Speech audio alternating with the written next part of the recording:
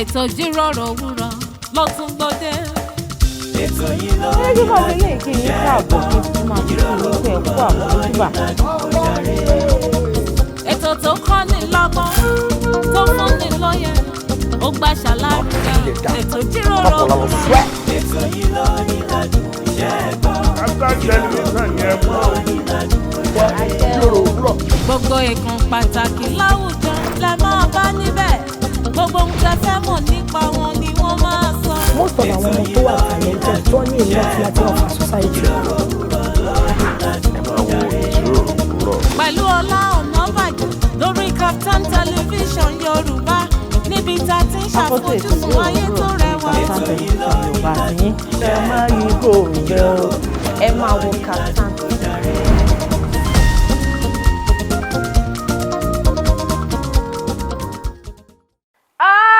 ayérayé o ìyìn rẹ Ọlọ́run nínú àwọn ọ̀run ìyìn rẹ bàbá mi ìyìn rẹ ọjí kan lùkan pa ìyìn rẹ ayérayé o ìyìn rẹ mo ní ni ó mọ wà ní ẹnu mi títí ayérayé Ọlọ́run mímọ́ bàbá tó ń wọ̀ mímọ́ Ọlọ́run tó ń ṣe mímọ́ tó tún fi mímọ́ bora bí aṣọ ọkọ mi olúwa mi bàbá mi best father tèmi nìkan ṣoṣo mo ní ayérayé o ìyìn rẹ àrí ìrọ̀ àlá olóòdù ọmọ rẹ̀ abiyamọ tí ń fọjá kólé abiyamọ afọjá gbọ̀rọ̀gbọ̀rọ̀ mo ní ayérayé o ìyìn rẹ ṣáà ni ó máa wà ní ẹnu tèmi títí ayérayé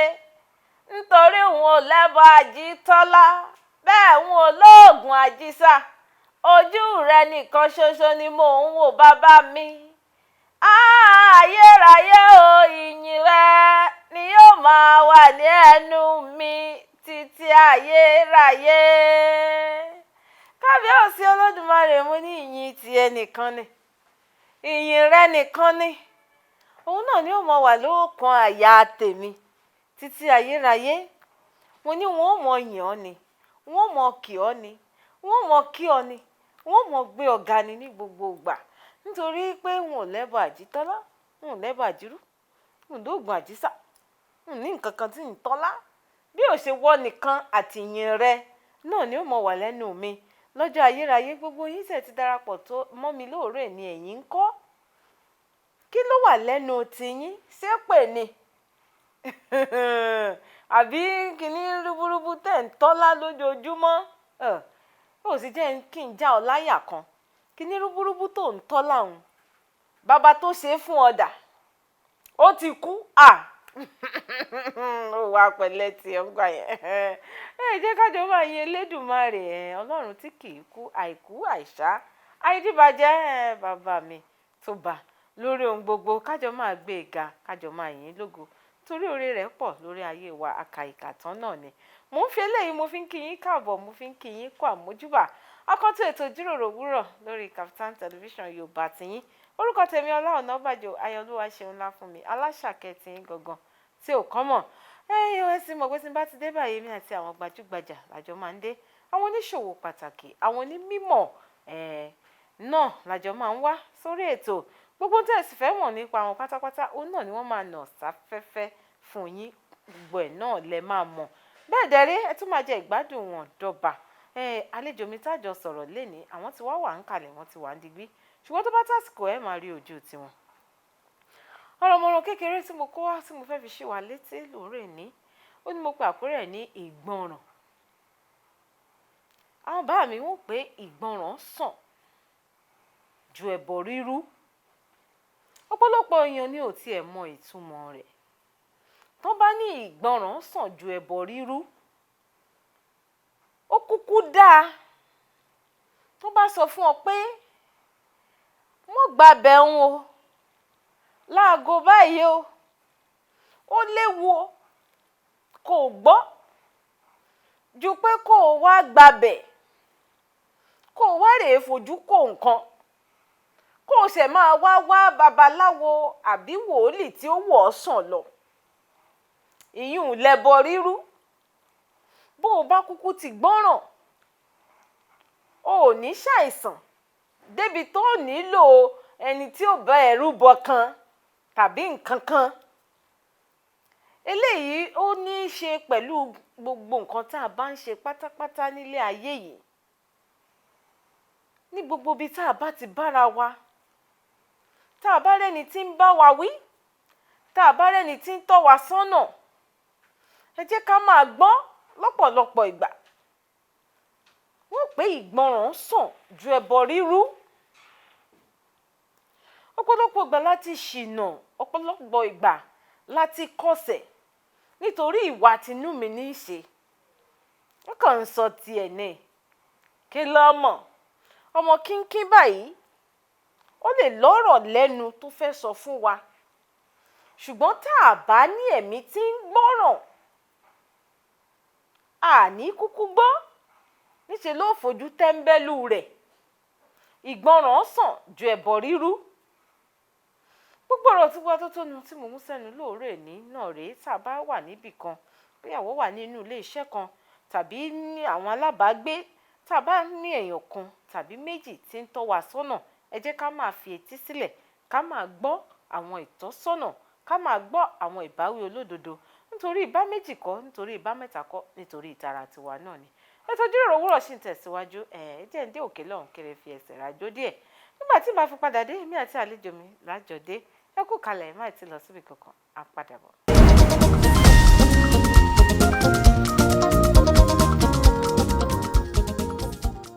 ẹ káàbọ̀ padà sórí ètò ìjíròrò òwúrọ̀ lórí Kaftan television Yorùbá tí fún àǹfààní ẹ̀ṣẹ̀ ṣe ń darapọ̀ mọ́ mi orúkọ tèmi Ọlá Ọ̀nàbàjọ́ ayọ̀lúwa ṣe ńlá fún mi aláṣà kẹsìn gbọ̀ngàn tí ò kọ́ mọ́ ẹ̀hún àlejò mi tí mo rẹ̀ fi jó gbé gẹ̀gẹ̀gẹ̀ sórí ìjókòó wọ́n ti wà ń kalẹ̀ wọ́n ti wà ń digbé báyìí bọ́dà mi ẹ káàbọ̀ sórí ètò. ẹ kúlé mà. ẹ ǹlẹ́ sà ó ṣe ṣe tọwọ́ fìlà yẹn lásán ó ń blinblin ni rìnrìn ló ń rìn bíi ti gòlòǹjíà ẹ ǹlẹ́ ẹ káàbọ̀ sà. ẹ ṣe gbọmọ. gbogbo ilé ń kọ́. àlàáfíà gbogbo ilé wà. Olúwa ṣeun. ẹ̀yin tèmi inú ilé ẹ ti rí ojú àlejò tèmi lórí ètò lénìí ṣùgbọ́n ẹ jẹ́ ń ṣe báyìí ẹ jẹ́ kí n jẹ́ kí wọ́n ṣe àfihàn ara wọn fún wa fúnra wọn bí bá mi ṣe àfihàn ara yín fún ara lẹ̀. Olúwafẹ́rànmi Ọlámilékan o orin ayọ̀ lọ́lọ́run fún mi o Olúwafẹ́rànmi Ọlámilékan o orin ayọ̀ lọ́lọ́run fún mi o nítorí ó fẹ́ mi ó kẹ́ mi ló ṣe dá mi sí dèní ó wá forí ayọ̀ àní sí mi lẹ́nu o ṣẹ̀yẹ lẹ́ni wọn ò bá tà kán fi rà tupa mo wá dẹni ajítọ́nà wò fún aráyé ẹ kúlẹ̀ ẹ̀yin bàbá mi àtẹ̀yin màmá mi orúkọ tèmi ni Ṣẹ̀yẹ Àrà. Dúná orúkọ yín ni Ṣẹ̀yẹ Àrà ṣé Ṣẹ̀yẹ Àrà ni àpètàn orúkọ yín ẹ sọ orúkọ yín fún wa lẹ́kùnrẹ́rẹ́. orúkọ tí bàbá àti ìyá sọ mí ni Olúwaṣẹ̀yẹ ọmọ Ọlápàdé tí gbogbo àgbáyé wá ń pè ní Ṣẹ̀yẹ Àrà Olúwaṣẹ̀yẹ Ọlápàdé tí gbogbo yín máa ń pè ní Ṣẹ̀yẹ Àrà àwọn ní àlejò tèmi lórí ètò lénìí irúfẹ́ àwọn iṣẹ́ wo ni ẹ máa ń ṣe àti ẹ mọ̀ pé bẹ́ẹ̀ ti ju wọlé òun ẹbẹ̀ ti ju wọlé ṣùgbọ́n ẹ tún ṣe àfihàn iṣẹ́ ń fún wa. níṣẹ́ mi ju orin táwọn kan lọ orin kíkọ náà ni orin èmi kákọrin níbi ayẹyẹ káàkiri bẹ́ẹ̀ iṣẹ́ orin náà lọ́lọ́run fi rán wa. iṣẹ́ orin ní tẹ̀tí jí sáyé títí di èní iṣẹ́ orin nìkan lè máa ṣe ṣiṣẹ́ mi mọ́. a ti ṣiṣẹ́ pẹ̀lú iléeṣẹ́ kan rí tá a gbọ́dọ̀ dárúkọ láfẹ́fẹ́ tó ráwọn sanwó òpó olówó fún wa so gbogbo àyẹn náà láti lè rí nǹkan kan mú lọ sẹ́nu kó má jẹ́ orin because àwọn èèyàn bí ìpò olórin bọ́ọ̀lù ni wọ́n so ìgbà tá a kàwé ní ilé ẹ̀kọ́ gíga Ìbàdàn Polytechnic although I did a part-time program. Kọ́ọ̀sì wo lẹ ṣe? Accounting mo ṣe. So mo ṣiṣẹ́ pẹ̀lú company kan for some years kó tó di pé I fully focus lórí iṣẹ́ orin yìí. Kí ló tẹ̀ wá yà lọ sídìí iṣẹ́ accounting kẹ́rì wọn lọ sí ilé ìfowópamọ́ kẹ́rì lè máa bá wọn ṣiṣẹ́ bẹ́ẹ̀. gbogbo àwọn la mọ tí orílẹ̀-èdè ń sọ Nàìjíríà manu tó bá mọ̀ yìí bọ̀ ẹ̀bùn tọ́lọ́run dẹ̀ fún wa tó jẹ́ pé gbogbo àti mo wà ní school náà ìgbà mi gan mo lè má ráyè lọ gbọ́ lecture tó jẹ́ pé show la máa wà program from one program to another but I make sure pé a recover padà láti lè pass àwọn exams tí ó bá wà níwájú wa so ààyè ní òsì láti lọ fi ṣiṣẹ́ accounting so Ọlọ́run pè wá síṣẹ́ orin yìí. iṣẹ́ orin ó túmọ̀ sí pé ẹ ti ń kọ orin yìí láti ìgbà tẹ́ ti wà nílé ìwé gíga. bẹ́ẹ̀ ni láti kékeré gan la ti ń kọ. ẹ jẹ́ ká wá ṣe báyìí tẹ́ ti wà nídìí iṣẹ́ orin tẹ́ ti ń kọrin ó ti tó ọdún mélòó. àti bàtà ti bẹ̀rẹ̀ sí orin yìí láti 1997.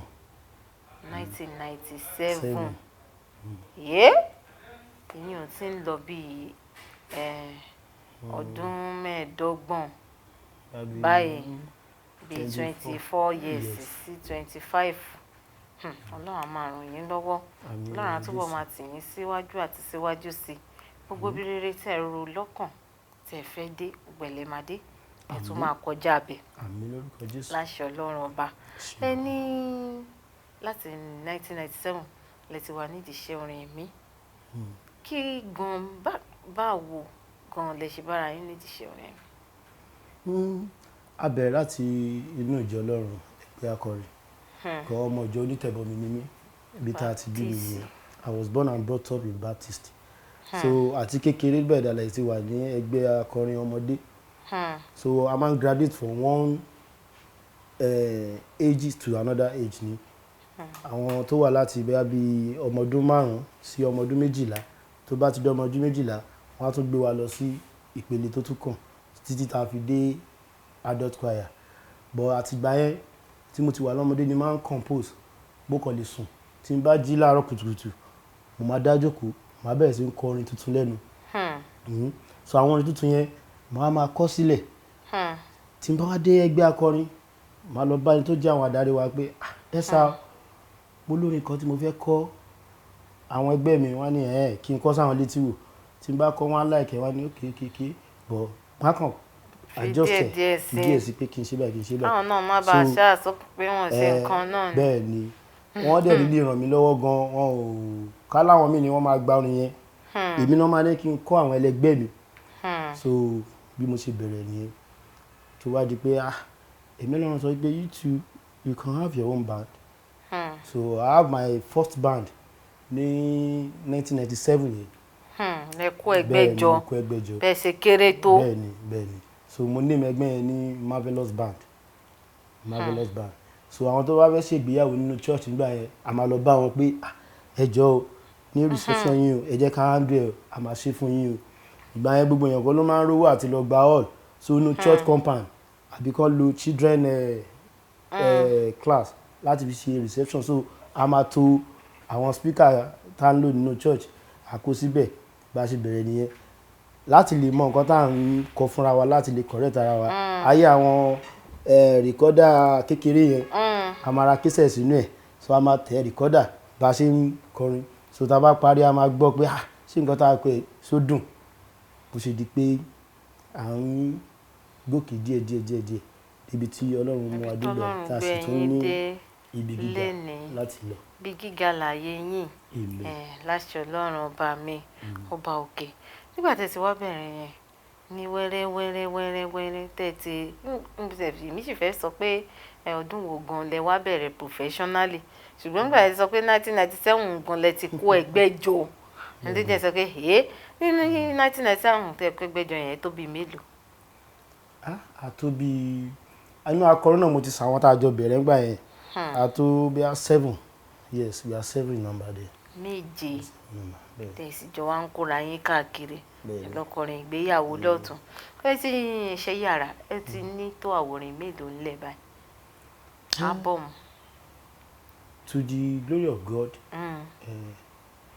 tí n bá kà mí ní ó ti súnmọ́ bíi 6 báyìí yàtọ̀ fún àwọn singles tá a máa ń ṣe máa ń release single tó bá yá máa ṣe gbogbo papọ̀ á tún di ẹyọkan ti súnmọ́ 6 àwòrán alákọ̀ọ́kọ́ jáde ní ọdún wo. alákọ̀ọ́kọ́ jáde ní 2008. 2008. Àṣé a record in 2006 so 2008 ni wọ́n gbé jáde. Ṣé nu kásẹ̀tì ni àbí CD la ṣe sí náà. CD tí ń dé ní àwọn àsìkò gbà yẹn. Oyin ní tó bí track mélòó nínú? Track 6 track. 6 tracks. Ǹjẹ́ ń bí yẹn lè ṣe. Ṣé kejì nǹkan kí ni àkórí yẹn? Àkórí ètò jáde. Mighty Saviour. Mighty Saviour. Ọgbàgbà tán. Ọgbàgbà tán. Àwa fi èdè ìlú wa pè ní èdè Ọ̀yọ́. Àwọn tèkó ló máa pè ní alágbàtán àbí. Ọmọ olúbó lẹ́yìn. Ọmọ bíbí Ògbómọ̀ṣọ́ ni mí. Ẹ̀yin bẹ́ẹ̀ náà ti ń jẹ ká tán tó mú kan yan kan. Ẹ bá tó fi jẹ ká tán ẹ tó fi. A tó mú kan yan bọ́lá wa bí ó ṣe tíì lọ́dọ̀ tiwa. Ẹ tíráyì. Ẹ tíráyì. Ẹni ẹlẹ́ẹ̀kejì wa ń kọ́ ọdún wo ló jáde? Ẹlẹ́ẹ̀kejì òun ni a pè ní Gratefulness. Ìyẹn jáde ní 2015. 2015. Yes. Ó ṣe wá jìnnà síra wọn tó tó lè. Gbogbo ayé ni mo sọ fún yín pé à ń ṣiṣẹ́ àdẹ̀ tó ń kàwé kúngbà yẹn. So. Ṣé láàárín 2015 títí dé nílẹ̀ tí wàá release album mẹ́rin míì? Bẹ́ẹ̀ni. Agbára ti dé. Àbí bàbá ti jókòó ti ṣẹ́ ẹ̀yẹ fún mi. Ẹ ti jókòó ti fún mi. Já ṣe báyìí a fẹ́ dókè lọ. Tá bá padà dé a máa sọ̀rọ̀ nípa àwọn ábọ̀mù yẹn lọ díẹ̀ sí ká tó kúrò ní abala ti ábọ̀mù. Ṣùgbọ́n àsìkò wa ó sáré èmi gan fẹ́ kẹ́ ìsinmi díẹ̀ àtìgbà tẹ́ ti dé mi tẹ̀ jẹ́ ìsinmi ṣe ni mò ń lọ yín fún. Ṣe báyìí orin wo lẹ fẹ́ ká lọ wò nílé ká fìfẹ́ sàrájò? Bàbára ni mentor mi so mo dẹ̀ gbádùn Bàbára púpọ̀. Tí n bá dá wà nílé gan Bàbára ni máa ń gbọ́. Ẹ máa ń gbọ́ ká lọ wo orin Bàbára kan àbí ẹni kan tẹ́ fẹ́ pe àkórí ẹ̀ fún wa? Èyí tá a bá ti rí. Èyí tá a bá ti rí. Ó dá àlejò mi ní ká lọ sí ilé agbára yẹn ká lọ wo Bàbára ká fìfì ẹsẹ̀ rajò ńlé. Tá a bá padà dé ká wá tẹ̀síwájú ní ọ̀rọ̀ tá à ń sọ. Ẹ kú kalẹ̀ yín tèmi nulẹ̀ ẹ má ti lọ síbi kankan á padà bọ̀.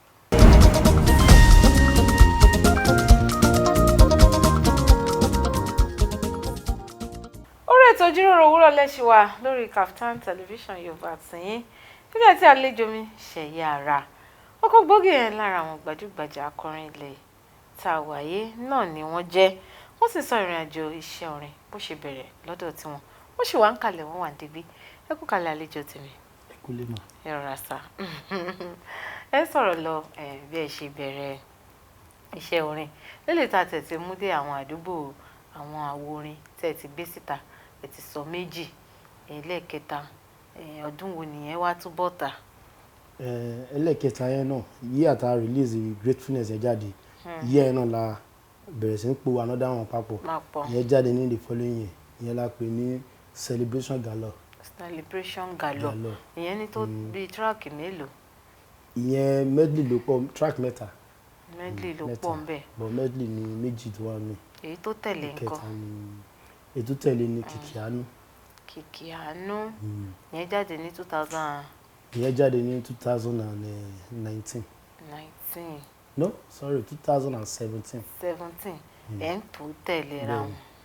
Èyí tó tún tẹ̀lé Kìkì Àánú ńkọ́? Ìyẹn ni a pè ní Settled. Settled. Yes. Ṣé yẹn ló gbẹ̀yìn àbó sì tún kù kan? Ó sì kọ ẹyọ kan. Ó yìí kẹyọ kan. Settled yẹn ní tó track mélòó? Settled yẹn 3 tracks nìyẹn. 3 tracks nìyẹn náà ni. Èwo ló tún wá tẹ̀lé? Èyí tó tẹ̀lé ni Best Decision. Gbà wo ni ìyẹn jáde? Ìyẹn jáde ní kòpẹ́kòpẹ́ ló jáde. Kòpẹ́kòpẹ́ ìyẹn ń gbóná fẹlifẹli. Track mélòó ló wà nù? Ìyẹn track mẹ́ta ló wà nù yẹn náà. Track mẹ́ta nínú gbogbo àwọn àwòrán yín bíi mẹ́fà yìí èwo lẹ fẹ́ fi ẹnu yín kọ fún wa nínú ẹmú kan nínú ẹ̀ ká tẹ̀ gbóhùn yín ká tó tẹ̀síwájú ní ọ̀rọ̀ tá à ń sọ. Tí mo fi wọlé lẹ́ẹ̀kan ní Olúwafẹ́ràn mi ìyẹn fáwọn tó bá jẹ́ olólùfẹ́ mi tó ń tẹ̀lé mi tó ń gbọ́ káàkiri ìyẹn popular bọ̀ ẹ jẹ́ kí n lọ di recent one tó ṣe jáde nsìn ìyẹn ni mo ti yàn pín rere ní tèmi o ó di dandan káàyè mi dùn dálẹ̀ mo ti yàn pín rere ní tèmi o mi ò ní fẹ̀sán ló gba kúkú òjijì ya mi ẹ̀dá tó wáyé tí ò rógolo ó dàbí ejò tó kọjá lórí àpáta o. bẹ́ẹ̀ni. a ló ṣe kìràkìtà láìsí rè níbẹ̀. orí mi bàbá fún mi lógolo. fún mi lógolo. mo ti yàn pín rere ní tèmi o. ó di dandan ká ayé mi dùn dálẹ̀. mo ti yàn pín rere ní tèmi o. èmi ò ní fàìsàn ló gba kúkú òjijì àmì. àmì o èmi gan ò ní fàìsàn ló gba kúkú òjijì. àmì ni àmì gbogbo yín tẹ́ wà ní ẹ̀yin náà ẹ̀yà àti àsọ tìyín. torí Yorùbá máa ń sọ̀rọ̀ wọ́n ní àpèmọ́ra ẹni báyìí òun là ń pè tèmi dire wọ́n ní mo ti yàn pín rere ní tèmi o. ó di dandan ayé mi adùn dálẹ̀. ayé mi adùn dálẹ̀. bẹ́ẹ̀ni mo ti yàn pín rere ní tèmi o. mi ò ní fàìsàn ló gba kúkú òjijì àmì. wọ́n ti ẹ̀ kó pọ̀ ni wọ́n kó pọ̀ ni kúkúrú gbòǹgbò ni mi ò ní fàìsàn ló gba kúkú òjijì àmì. bẹ́ẹ̀ni ẹ̀yin náà yàtọ̀ tìyín bẹ́ẹ̀ni ẹ kò ṣe takuntakun nígbà tí àti ṣe àwo ó rọrùn fún yín báwo lẹ ṣe ń gba àwọn ìmísí tó dáa tẹ́ fi ń kọ àwọn orin tó dáa báyìí. gẹ́gẹ́ bí mo ṣe sọ síwájú tẹ́lẹ̀ pé ìmísí yẹn máa ń wá tí n bá sùn tí n bá jí làárọ̀ kùtùkùtù so màá bẹ̀rẹ̀ sí ń compose bọ́ ẹ mọ̀ bí wọ́n ṣe ń dàgbà sí nídìí iṣẹ́ different ways tí Ọlọ́run máa fi fún yàn ní ìmísí ó máa improve sí so sometimes mo kàn lè wà lára àwọn èèyàn inú ọ̀rọ̀ táwọn èèyàn ń sọ jáde tó ń discuss ibẹ̀ inspiration yẹn á wá pé àkàn bẹ́ẹ̀ or situation of thing tó ń ṣẹlẹ̀ at that moment àwọn kan wà tó jẹ́ pé inú àwọn record tí mo ṣe àwọn ìrírí àwọn ìlàkọjá mi ó bá rìn yẹn láti lè jẹ́ kí àwọn èèyàn kan benefit ọ kí nǹkan yẹn kan kẹ́kọ̀ọ́ kan tàbí méjì káyé tiwọn náà kó lè yí padà irú gratefulness yẹn ìgbà tá a ní ìdádúró lẹ́yìn tá a ṣègbéyàwó tó ká tó rọ́mọ bí a gbìyànjú lóríṣiríṣi medically bọ́ èmi Ọlọ́run wá sọ fún mi pé máa yìn mí òun ti ṣe so nu gratefulness yẹn ni mo ṣe wá kọ gbogbo orin tá a ti ń yin Ọlọ́run a yìn lóríṣiríṣi and mo fi báwo ló ń sọ ní Yorùbá kíyàn tẹnu mọ́rọ̀ yẹn pé yes ó ti ṣe ṣe so inú ẹ̀ láti kọ àwọn oríṣiríṣi orin so àwọn mí náà dẹ̀ tún wá tó jẹ́ pé lójú àlá tabají a tún wá so different ways lọ́lọ́run fi fún wa ní ìmísí Ọlọ́run náà ò ní dágbére fún yín ní àṣẹ Ọlọ́run ọba mi ọba òkè ọ̀pọ̀lọpọ̀ náà ló máa ń ṣe àwọn nǹkan tó jẹ́ pé irú orin tẹ̀ ń kọ yìí ẹlòmíì àti ẹ̀sọ́ pé òun tiẹ̀ ní ìmísí bó ṣe ń kọrin lẹ̀ wọ́n ń kọ́ fún un ni òun sì kọ́ bọ́ta àbí bẹ́ẹ̀ bẹ́ẹ̀ wọn ló jẹ́ kí n béèrè yẹn lọ́wọ́ tiyín ẹ jẹ́ n béèrè báyìí láti bíi 20 ọdún ó lé 5 tẹ́ ti wà nídìí iṣẹ́ orin ẹ̀mí ṣó ní àwọn ìgbà kan tí ẹ ti ẹ̀ wò pé wò ó dà pé iṣẹ́ orin yìí kò ń ṣe ọ̀nà mi o mo yà bá a ní àti pé kí ni àwọn nǹkan tó ṣẹlẹ̀ lásìkò gbà yìí. àwọn nǹkan tó ṣẹlẹ̀ tí mo lè rò pé ó lè mú wa not really because bí àdójúkọ àwọn àdójúkọ tá a lè ní ká tọ́ka sí kò ní bóyá ká ṣe orin a sì máa wá mákẹ́tà láti bá wa gbé jáde mákẹ́tà gan-an tó ní kẹ́ lọ mú wá nígbà yẹn so nǹkan bẹ́ẹ̀ ó fẹ́ kọ́kọ́ discourage pé àwa tá a wá owó tá a dáwó jọ struggle láti wọ studio láti san gbogbo àwọn tó máa ṣiṣẹ́ studio a tún gbé jáde tán kí mákẹ́tà bá wa gbé jáde kan bá wa mákẹ́tì so àwọn kìíní yẹn ó fẹ́ kọ́kọ́ mú ìrẹ̀wẹ̀sì wá bọ́ gbà tó jẹ́ pé ọ̀nà yìí Ọlọ́run ti fi sọ pé ọ̀nà yìí ọ̀nà ẹni so we keep on moving and Ọlọ́run dẹ̀ ràn wá lọ́wọ́ láti bẹ̀ àtúnfi bóyá ká lọ òde ìgbéyàwó àwọn ibi tí òde òkú àgbà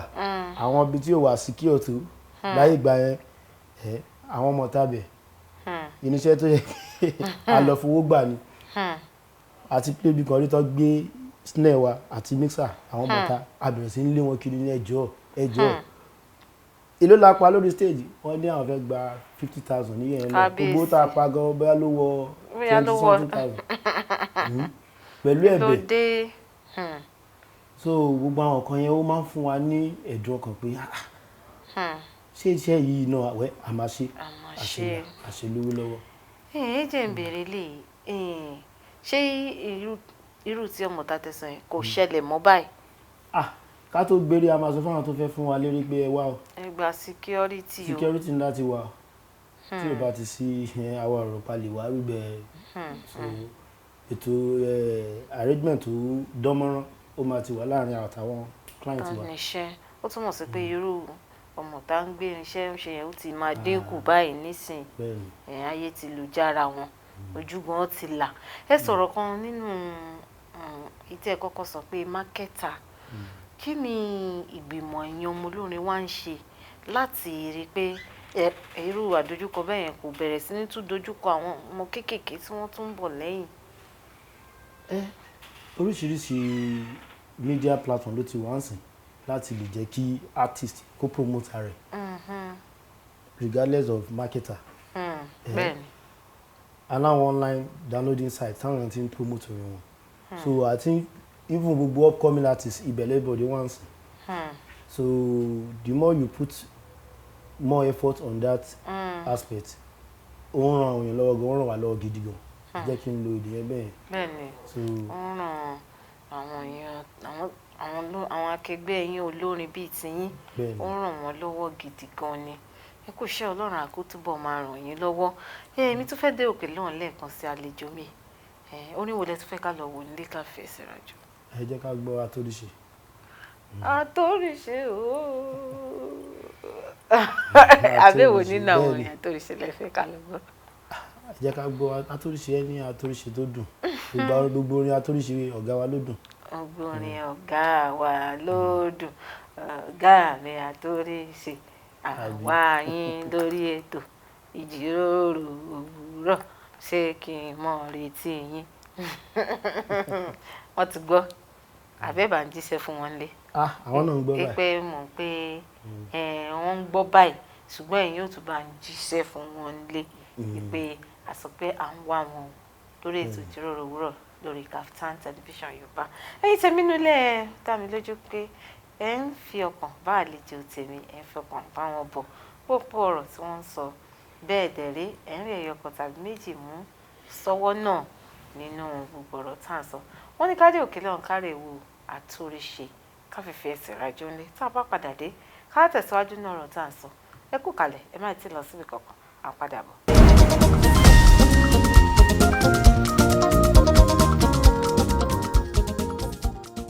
Ẹ káàbọ̀ padà sórí ètò ìjíròrò òwúrọ̀ lórí Kaftan television Yorùbá tìyín nígbà tí àlejò mi Ṣẹ̀yẹ Àrà àwọn náà lájọ wà lórí ètò lóòrè ní àti fi ọ̀rọ̀ àfihànjomi tó rọrọ̀.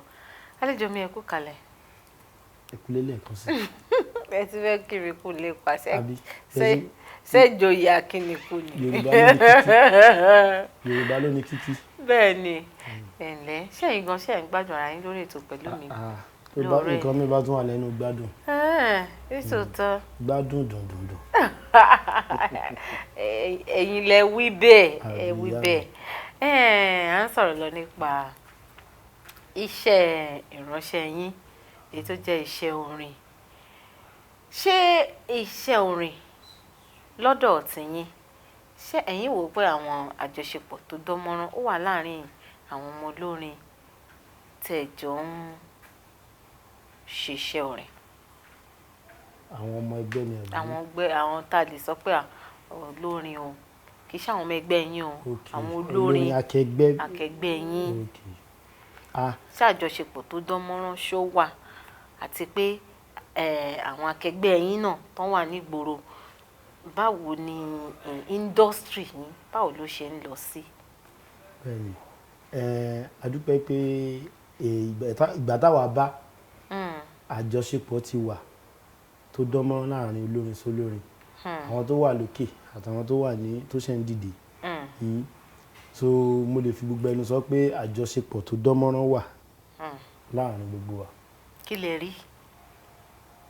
Tá bá wò nínú COVID-19 tó lọ gbogbo last year yẹn gbogbo so many artists náà ṣe online tá a dẹ̀ jọ ń da ṣe àjọ ń ṣe kò sẹ́ni tó ń da ṣe pé èmi nìkan tèmi bá máa ṣe online mi máa pa àwọn akẹgbẹ́ mi bíi 3 or bíi 4 jù bẹ́ẹ̀ lọ tí máa feature wọn likewise ọ̀dà náà báwọn náà ṣe ń ṣe tiwọn nìyẹn so ìyẹn jẹ́ kó dá gbogbo wa lójú àfihàn pé àjọṣepọ̀ tó dánmọ́rán wà. tó dánmọ́rán wà ṣé bí a máa ń gbọ́ tí wọ́n máa ń sọ pé àwọn ọmọ olórin ẹ̀mí o wọn yìí ranra wọn lọ́wọ́ o wọn yìí àwọn tó ti ga o wọn yìí fa ti àwọn ìsàlẹ̀ sókè o báwo ni ẹ ṣe rí lọ́dọ̀ èròǹgbà tiyín a kàn ń fi ọ̀rọ̀ jíròrò ni. mo lè ní àwọn yẹn ló bọ adúrílì mi ò bẹ́ẹ̀ bí mi ṣe rí o èmi ò ń ka nǹkan sí tèmi because ọlọ́run ló ń pín glory tó bá ti yí kan ẹ̀ sìn táìmù ẹ̀ ló dé tó bá tún yí kan ẹ̀ ló dé so àwọn tó bá dẹ̀ kó mọ́ra lásìkò tó ń rìn yẹn àwọn yẹn náà táwọn bá dìde àwọn náà lọ́ máa fà ẹ́ wá you will keep on relevant so that's my belief so èmi ò really kà á sí tí èèyàn tó bá tọ́lọ̀ fún ní oore ọ̀fẹ́ láti ga jù mí lọ tí n bá rí wọn màá fún wọn ní ọ̀wọ̀ tó tọ́ sí wọn so kò sí lọ́dọ̀ tèmi kò sí nǹkan tó jọ pé bóyá ẹnìkan ràn mí lọ́wọ́ kò ràn mí lọ́wọ́ àbí kò ràn mí lọ́wọ́ òun náà ń pè ọlọ́run dẹ̀ ló ní glory. bẹ́ẹ̀ ni o olúwa ló ní glory olúwa ló ní glory ẹ kú palẹ̀ lórí ètò ẹ jẹ́ ń bèrè báyìí láti bí 20 ọdún ó lé 5 tẹ́ ti wá ń kọ́ àwọn ọmọ ẹgbẹ́ káàkiri kí ni àwọn ìrírí tẹ́ ti rí nípa à ń kó ọmọ ẹgbẹ́ kiri. ìrírí mélòó la fẹ́ kà bọ̀ ká sọ nínú ẹ̀. díẹ̀ náà ni. iṣẹ́ wa ń sìn olórin tó ń play tó jẹ́ live performing live band ó gbọ́dọ̀ ní mọ́tò ìrìnsẹ̀ especially láti kó àwọn ọmọ ẹgbẹ́ because kò síbi tá à ń travel káàkiri sí lọ so mo lè ní àwọn bóyá à ń kóra wa káàkiri ìgbà míì ẹlòmínú ẹ̀ ó lè má dùn tó bá yẹ pa ń lọ wọ mọ́tò láyé ìgbà yẹn tá ń lọ kí pa fẹ́ wọ mọ́tò tá a bá ṣe tán níbi tá a ti play àtúmọ̀ṣẹ̀ wá bá a ṣe fẹ́ padà síbi tá a ti wá so ìyẹn ẹni tó ti ṣiṣẹ́ látàárọ̀ tó ṣẹ̀ tí wọ́n lọ gọ́ mọ́tò so gbogbo kíni ẹ ó máa ń fa ìkùnsínú gbà yẹn so bọ̀ bá ṣe ń dàgbà sí nínú iṣẹ́ ọlọ́run tún bùkún wa kún láti lè ní òkè mọ́tò tó gbé wa lọ náà ló máa gbé wa padà títí ọlọ́run fi ṣe èyí táwa náà máa fi máa ṣẹ̀ṣẹ̀ rìn. àwọn ìjákulẹ̀ ń kọ́ láti ọ̀dọ̀ ọmọọṣẹ́ àwọn ìrírí wo lẹ́yìn ti rí ládùúgbò yẹn. oríṣiríṣi ni àwọn akẹgbẹ́ mi máa ń sọ bọ́ ní ti tèmi àwọn tó bá wò mí tó dẹ̀ mọ̀ mí dáadáa wọ́n ní owó ní aeroplane yere so èmi gbàgbọ́ pé bẹ́ẹ̀ ni tí ọ̀gá bá gba owó gidi lórí program yìí má dàjẹ́ so ọ̀gá tó bá jẹ́ aládàá nìkan jẹ́ òun lè máa rí olùkọ́ bẹ́ẹ̀ tó máa ṣẹlẹ̀ sí so owó tí n bá gbà lórí program any program either church or social gathering I will make sure that gbogbo wọn lọ benefit lọ so dánú wọn á dùn sí ìjọ tí ò bá ní sí kankan gbogbo wọn á mọ̀ gba ẹni yóò ń ṣèyàn bẹ́ẹ̀ so àwọn nǹkan yẹn lèmi ti fi kẹ́kọ̀ọ́ lára àwọn aṣíwájú àbí àwọn ará ẹgbẹ́ mi tó jẹ́ pé tán bá gba owó àwọn nìkan ni so kéréṣe tán bá wá rí náà ṣẹ̀pín fáwọn ọmọ ẹgbẹ́ so inú àwọn ọmọ ẹgbẹ́ náà dùn because gbogbo ọmọ ẹgbẹ́ náà ló ní bùkátà tiẹ̀ tó ti níyàwó tí ò tí níyàwó so owó yìí náà ni. owó yìí náà ni. ẹ bá ti mú kúrò kò sọ ọmọ ẹgbẹ́ kò síbi tẹ́ máa ní kẹ́ ń lọ tí ò ní tẹ̀lé yín lọ. síbi tẹ́ máa ní kàn lọ tí ò ní lọ. àwọn nǹkan tí èmi tètè sàkóso. ẹ jẹ́ ń sáré béèrè lè ètò ọrọ̀ ajé ilé wa tá a wà yìí kí ló ṣe ń affect iṣẹ́ orin ẹ̀mí lọ́wọ́ báyìí. lọ́nà tó fi ń affect wa pọ̀ gidi gan torí kò ayé ìgbà kan àwọn olówó tó wà ń ta àwọn businessmen wọ́n lè support wa with their finances any project tá a bá fẹ́ ṣe wọ́n ń sìn àfọwọ́n tó nífẹ̀ẹ́ dénúdénú bẹ́ẹ̀ ni tó lè fún ẹ ní bí 100,000 tẹ́lẹ̀ tó bá déwájú ẹ̀ ìwọ náà mọ nǹkan tí ìlú ń sọ tó bá fún ẹ ní 30,000 gbà kó dúpẹ́. ìyá kúnlẹ̀. So and then àwọn tó ń pè wá fún iṣẹ́ orin èèyàn tó jẹ́ pé iye báyìí ló ń ná tó bá déwájú ẹ̀ gbogbo ẹ̀ kò dàbí ti tẹ́lẹ̀ mọ́. So àdúrà náà là ń gbà pé kọ́lọ́run bá wa dá ìgbà padà ju ti tẹ́lẹ̀ lọ tó wà dáadáa. Ìkọ́ àmì parọ́ fún yín. Ìlú dáa ká má sọ mí. Ìlú dáa ká má sọ mí. Ipa wo ni ẹ̀yin ọmọ olórin náà wá ń kó láti tún jẹ́ kí ìlú yìí náà kó tún dàgbàsókè ju bó ṣe wà yìí lọ? Kò sí pátá kó ju àdúrà náà là ń gbà lọ. Àbí kọ́lọ́run gbàdúrà wa ni. Ó dẹ̀ fi ẹ̀mí ìfẹ́ sínú àwọn adarí wa orílẹ̀-èdè Nàìjíríà. Inú ẹ̀yin àwọn olórin náà ńkọ́ sẹ́yìn náà nílò ẹ̀mí ìfẹ́? Ó ní mo sọ síwájú ìfẹ́ ti wà lára wa. Ìfẹ́ wà nínú wa. Àbí ìyá mi ìfẹ́ wà àjọṣepọ̀ wà dáadáa sí. Ìfẹ́ ti pọ̀ yapa. Àjọṣepọ̀ wà dáadáa. Ṣùgbọ́n a sì tún máa gbàdúrà ìfẹ́ tó pọ̀ sí i nítorí ìfẹ́ yìí pọ̀ jù tífẹ́ bá dáa kò ní sí bó ba ò pa bó ba ò bù lẹ́sẹ̀ kò ní sí kí ni gan-an kí ni ń kọ táyé ò kọ rí àti bẹ́ẹ̀ bẹ́ẹ̀ lọ. Gẹ́gẹ́ bí ẹ̀yin tí ẹ ti pẹ́ nídìí iṣẹ́ orin yìí tó bá ní kẹ̀kà ní méjì mẹ́ta mẹ́rin mẹ́fà ojú ti rí, kí ni àmọ̀ràn kékeré tẹ́ fẹ́ fún àwọn tí wọ́n ń bọ̀ lẹ́yìn ní pé àwọn náà wọ́n ti ń wò ṣèyí ara rèé ṣèyí ara lọ́tún ṣèyí ara lósì wọ́n sì fẹ́ dàbí tiyín, ẹ bá ń gbà wọ́n nímọ̀ràn ká máa fi ìyẹn náà palẹ̀ ètò mọ́lẹ̀ ni. Àmọ̀ràn tí mo fẹ́ gba ẹ̀yin akẹgbẹ́ mi àti ẹ̀yin tẹ̀sẹ̀ ń dìde òun ni wípé ìfẹ́ gẹ́gẹ́ bá a sọ tẹ́lẹ̀ ìfẹ́ ṣe kókó. Ká nífẹ̀ẹ́ sí àwọn ọmọ ẹgbẹ́, ká nífẹ̀ẹ́ sí àwọn akẹgbẹ́ wa tájọ́ ń kọrin. And n tó tún dà bẹ́ẹ̀ ni owó kó lórí ẹgbẹ́ má lọ nífẹ̀ẹ́ owó jù because owó gangan ló ń ba nǹkan jẹ́, ó ń ba ojú ọ̀rẹ́ jẹ́, ó dẹ̀ ń ba àárín mọ̀lẹ́bí náà jẹ́. So tí a bá ti jẹ́ kó ìfẹ́ owó yẹn pọ̀ jù tá a ṣe gbogbo ẹ̀ bó ṣe yẹ ká ṣe létò, mo nígbàgbọ́ pé ìrìn àjò wa máa yá kánkán. So wọ́n dẹ̀ ní kárìnkápọ̀ ìyẹ́ ló ń yẹ ni. So kájọ ṣiṣẹ́ papọ̀ kò ṣe pé o lo eléyìí ní lọ́la náà àwọn ọmọ tó ń lò tó dọ̀la ó tún change wọn bá a ṣe ń change wọn káàkiri ó ń depreciate value and nǹkan tó ń pè ní quality of our iṣẹ́ wa. So èèyàn tó ti mọ̀ pé onílù ẹni ó tó di wọn tún rí ẹlòmíràn tún rí bẹ́ẹ̀ kẹ́ni ẹ tó tún pick ó máa níbi tó ti máa gbà affect.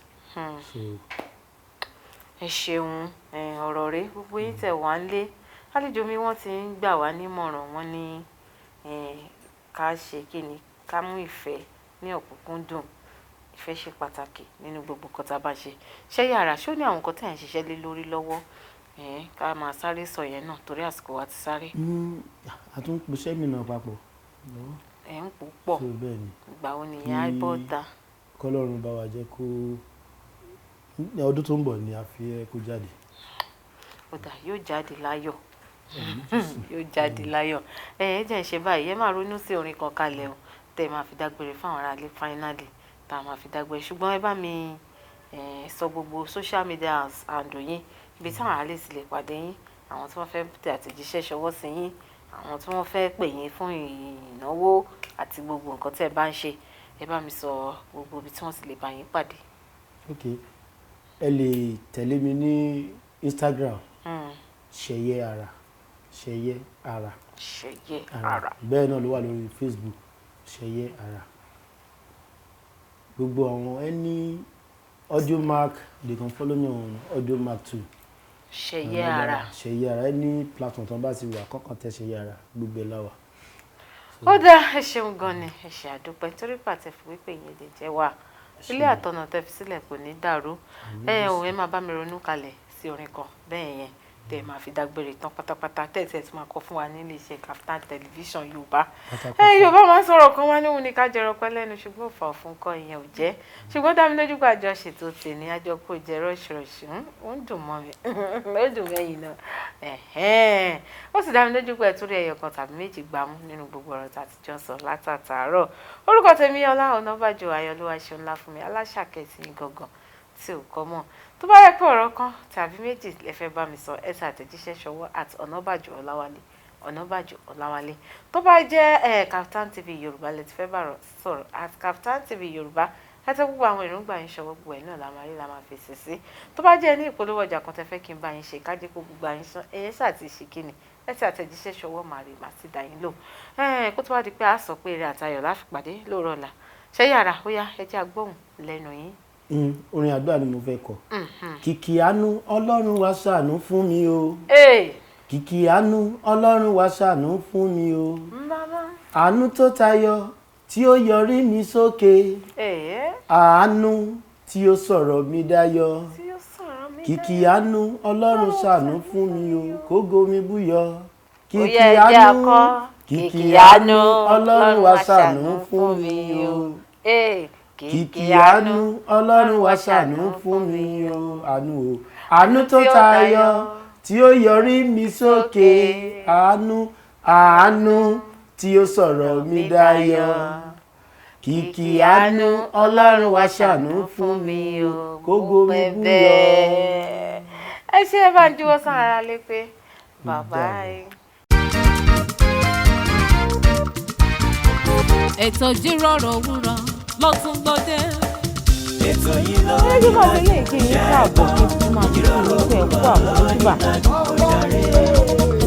Ètò tó kọ́ ni lọ́gbọ́n tó fún ni lóye ó gbà ṣàlàyé ètò ìjíròrò òwúrọ̀. ètò yìí ló ní ìdájú iṣẹ́ gbọ́. Kaftan television yẹn mọ́ ìjíròrò òwúrọ̀. Gbogbo ìkan pàtàkì láwùjọ lẹ máa bá níbẹ̀. Gbogbo ohun tẹ́ fẹ́ mọ̀ nípa wọn ni wọ́n máa sọ. Most of àwọn ọmọ tó wà talented tó ní ìlú àti láti ọ̀fà society. Pẹ̀lú Ọlá Ọ̀nàbàjò lórí Kaftan television Yorùbá níbi tá a ti ń ṣàfojúsùn ayé tó rẹwà. Kaftan television Yorùbá ní ẹ máa yí kúrò níbẹ̀ o ẹ máa wo Kaftan.